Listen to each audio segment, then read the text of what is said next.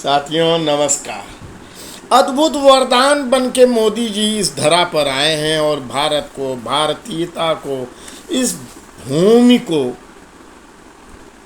उसके स्वर्णिम रूप से उजागर कर रहे हैं।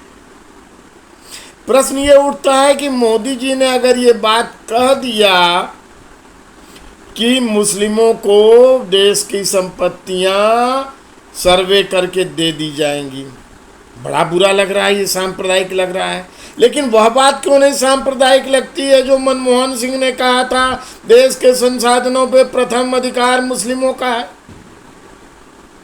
और क्या उसको आज तक कांग्रेस ने खंडन किया? अगर कांग्रेस इस बात का समाधान चाहती है तो तत्काल कहती नहीं क्यों नहीं है कि मनमोहन सिंह ने गलत कहा था, हम उसकी उन बात से सहमत नहीं है, उनका अधिकार नहीं है, बल्कि एससी एसटी ओबीसी भारतीयों का, सामान्य जन का, जो जरूरतमंद है उनका प्रथम अधिकार है। कांग्रेस ये कह दे ये समाधान हो जाएगा, ये समस्या खत्म हो जाएगी।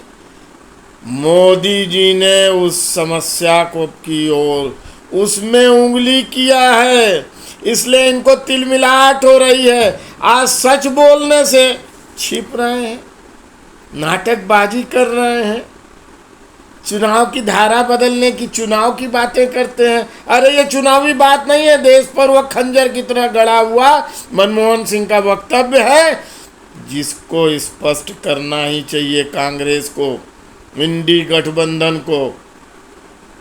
क्या वही एक घटना है?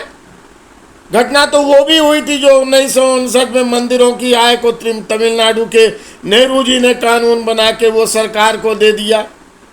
वक्फ को आप स्वतंत्र बना देते हैं, उनको विशेष अधिकार दे देते हैं, संविधान से परे का अधिकार दे देते हैं, न्यायालय से परे का अधिकार दे देते हैं, और हिंदुओं के धर्म स्थल पर सरकार का नियंत्रण दे देते हैं।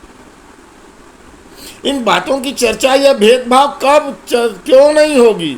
अवश्य होगी। कांग्रेसी इसको छिपा नहीं सकते हैं, इसको उजागर करने का समय ही नहीं आ गया, इस पर खुलकर चर्चा होने का आ गया है।